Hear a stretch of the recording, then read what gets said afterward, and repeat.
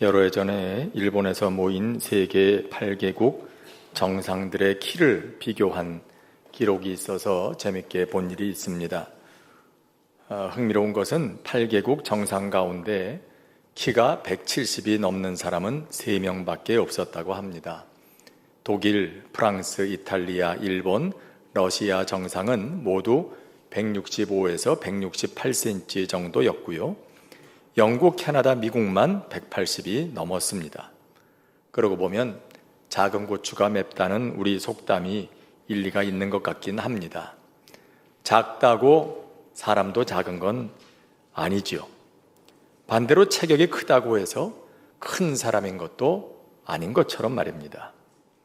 하나님 앞에 설 때는 더더욱 그렇다고 봅니다. 이스라엘 역사를 보면 참 아이러니컬한 부분이 있습니다. 북왕국 이스라엘 역사에서 가장 번영했던 시대를 이끌었던 왕은 여로보암 2세였습니다. 그는 40여 년을 왕으로 나라를 다스리면서 정치적으로, 군사적으로, 경제적으로 나라를 가장 부강하게 만들었던 왕이었습니다. 그와 같은 시대에 남왕국 유다에는 우시야라는 왕이 있었습니다. 그도 52년 동안 나라를 다스렸습니다. 그도 여로보암 2세처럼 나라를 힘있게 만들었습니다. 견고한 성읍을 세우고 무기를 개발하고 군대를 정비했습니다. 광야를 개간하고 우물도 파고 농업을 발전시켰습니다. 블레셋, 아라비아, 암몬과 같은 주변 민족들을 정복해서 영토도 넓혔습니다. 그래서 그때는 좀처럼 그들을 넘볼 수 없었습니다. 이들은 누가 봐도 나라를 부강하게 만들고 최고로 그 삶을 영위하도록 만들었던 위대한 왕들이었습니다. 하지만 하나님의 평가도 그랬을까요? 아니었습니다.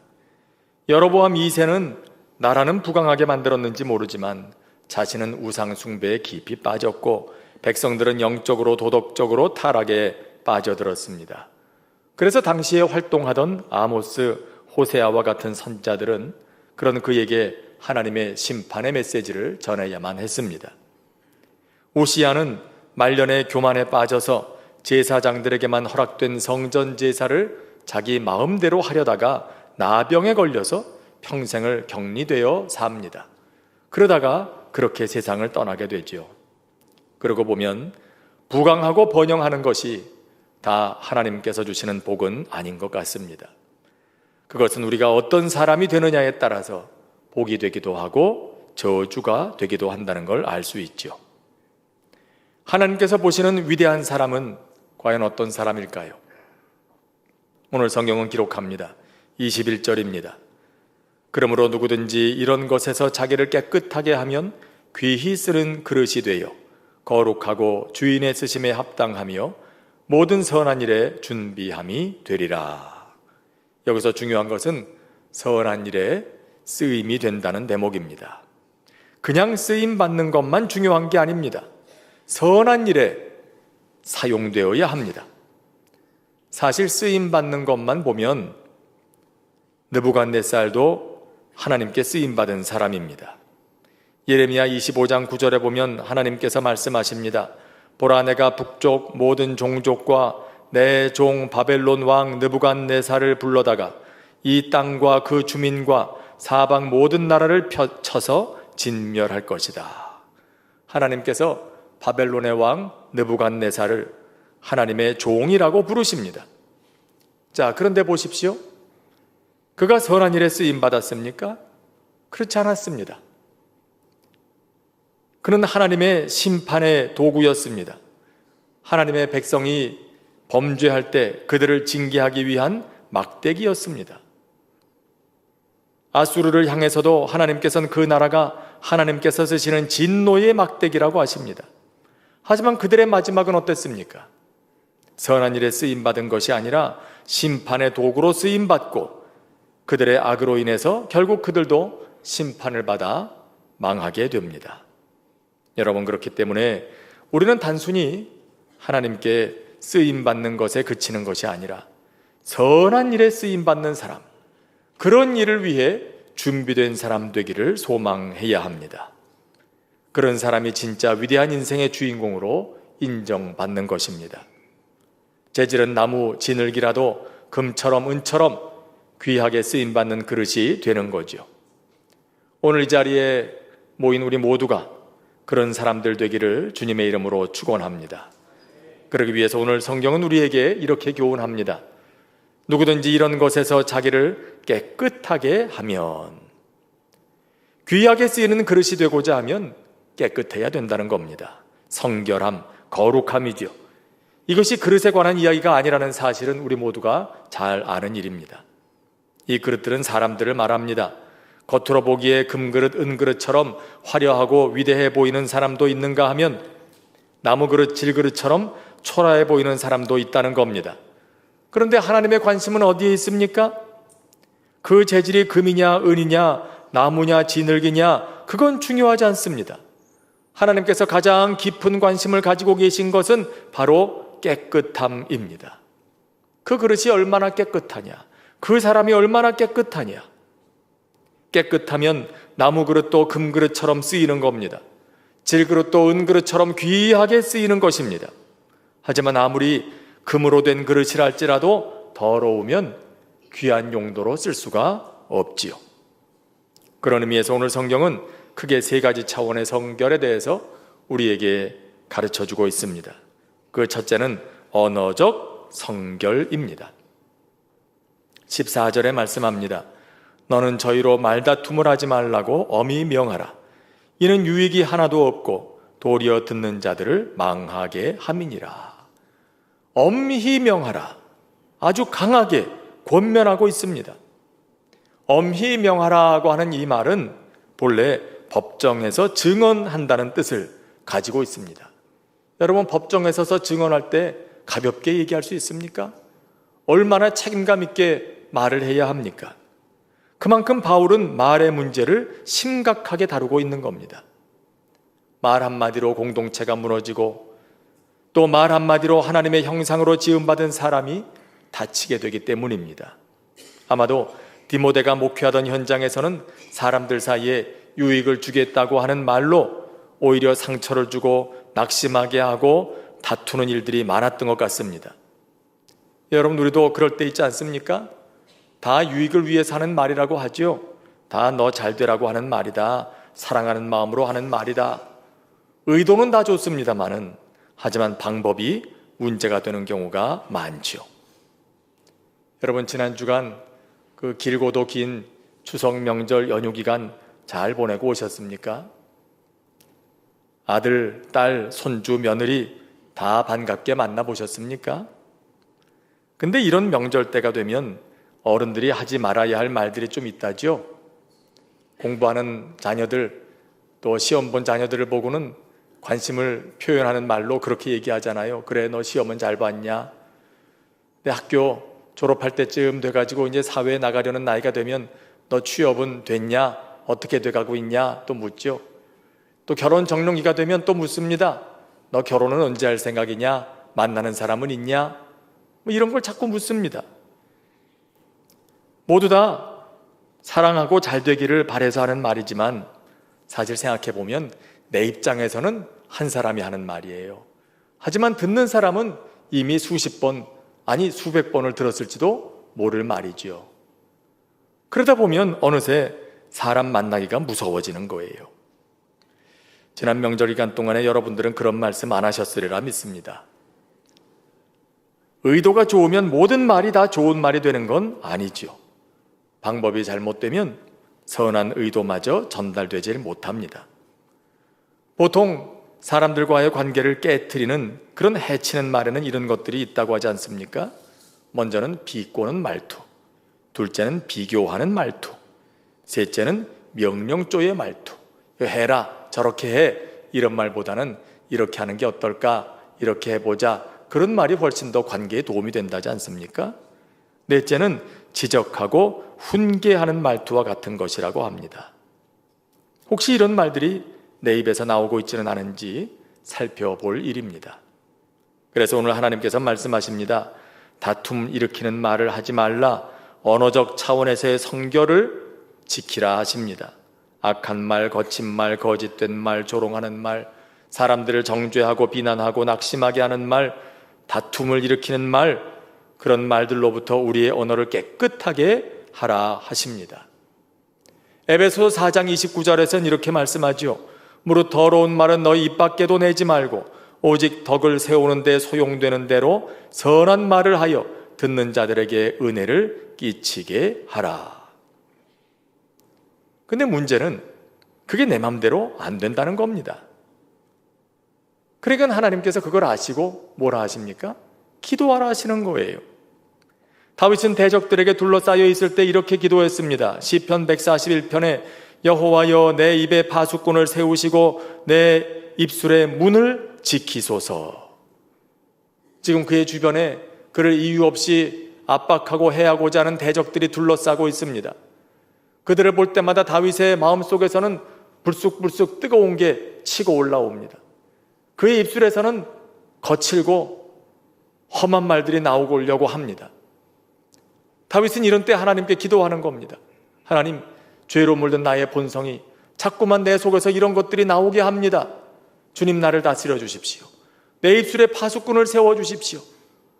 내 입에서 나와야 할 말만 나오고 나오지 말아야 할 말은 나오지 않게 도와주십시오.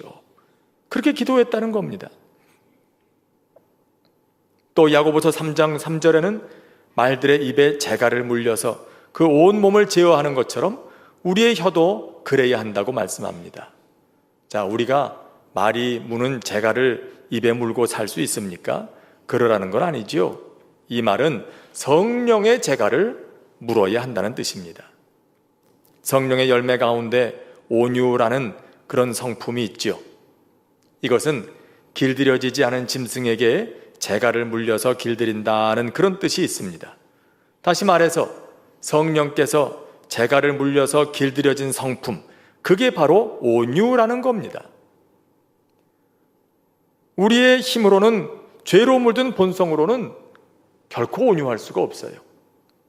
온유한 성품은 성령님께서 우리에게 재갈을 물려서 길들여 주신 그런 성품이라야 온유한 성품이 나올 수 있다는 거지요. 말도 그렇다는 겁니다.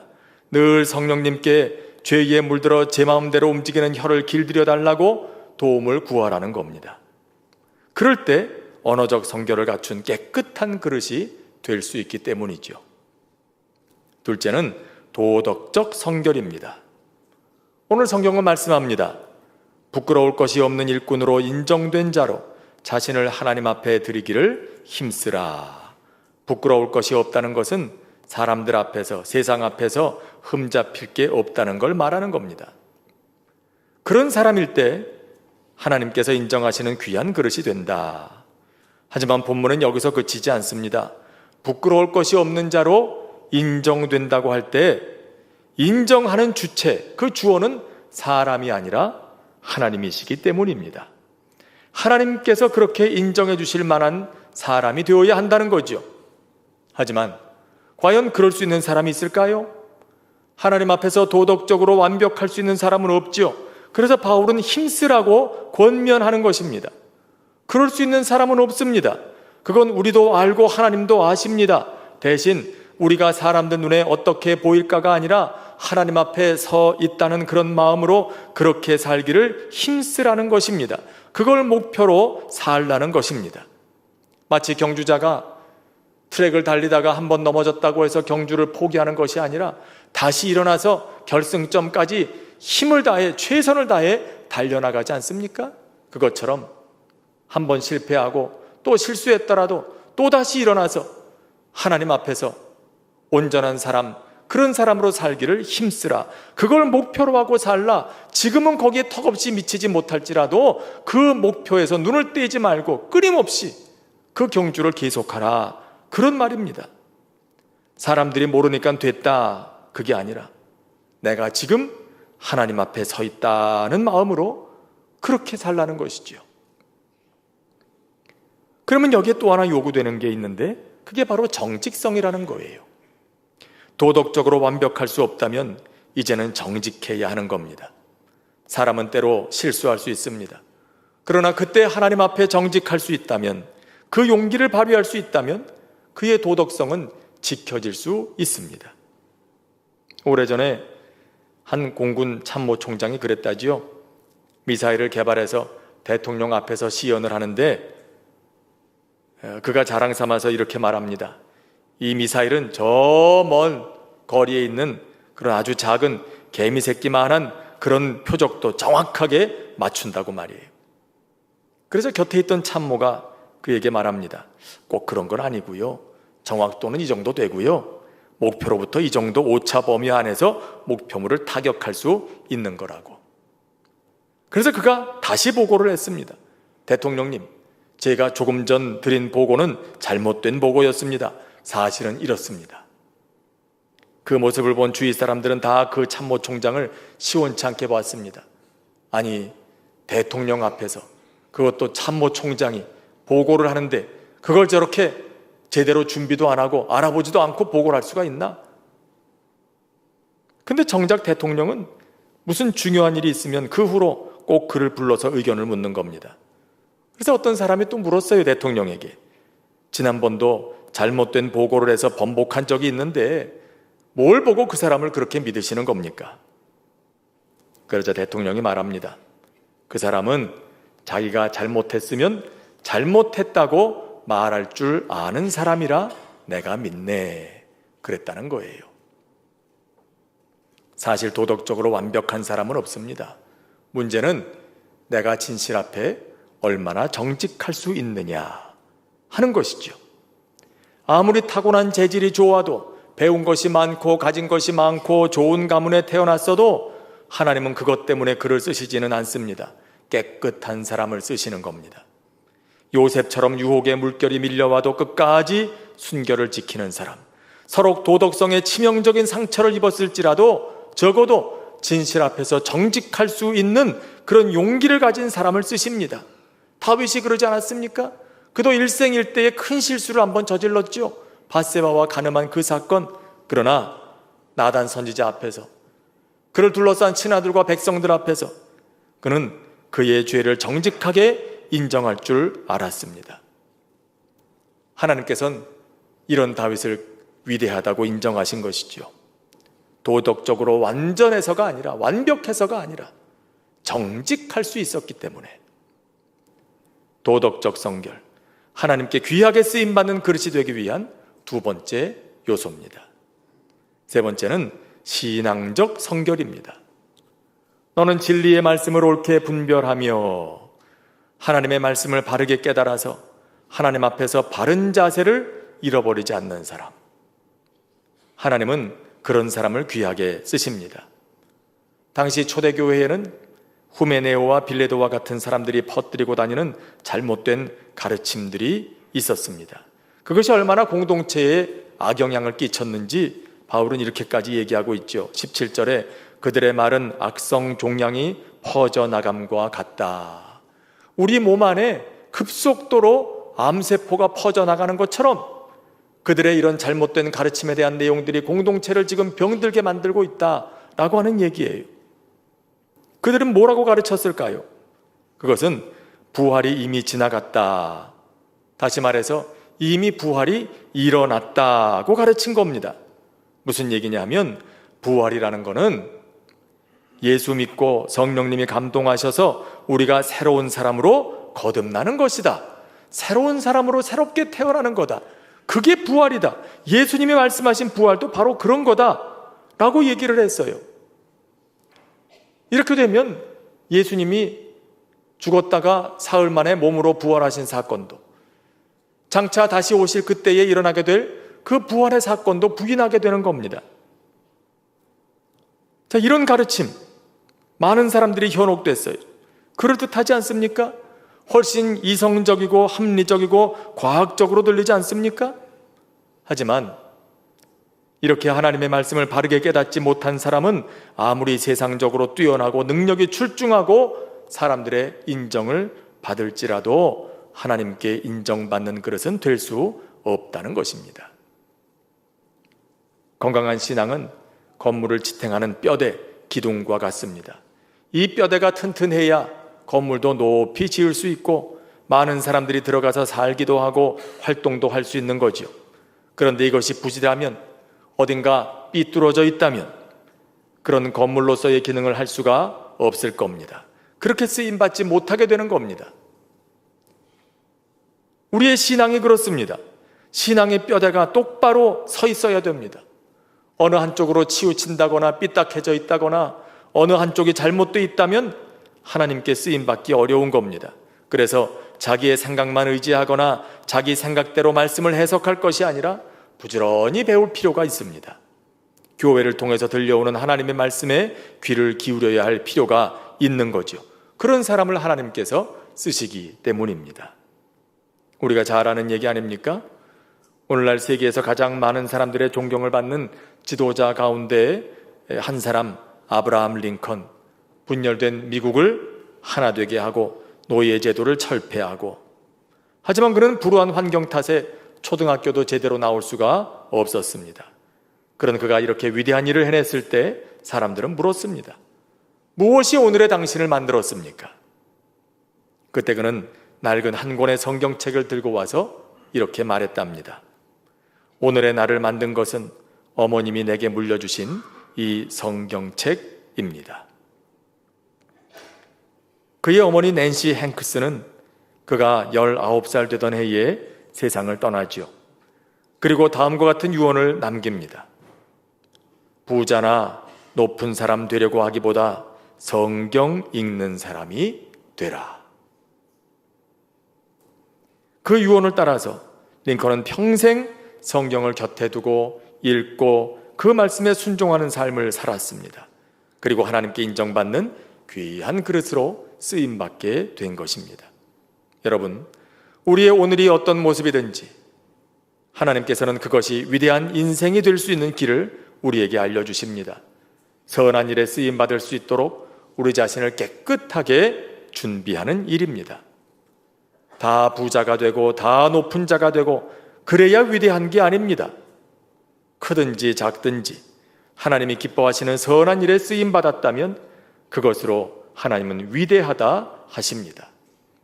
이미 늦었다고 할 것도 없습니다. 하나님께 있어서 결코 늦은 때란 없기 때문인 것입니다. 바로 지금이 선한 일을 위하여 준비하고 쓰임받아야 할 때입니다. 오늘 하나님 말씀하십니다. 누구든지 이런 것에서 자기를 깨끗하게 하면 귀히 쓰는 그릇이 되어 거룩하고 주인의 쓰심에 합당하며 모든 선한 일에 준비함이 될 것이다. 오늘 주신 말씀 생각하면서 함께 찬송 부르고 합심해서 기도하도록 하겠습니다.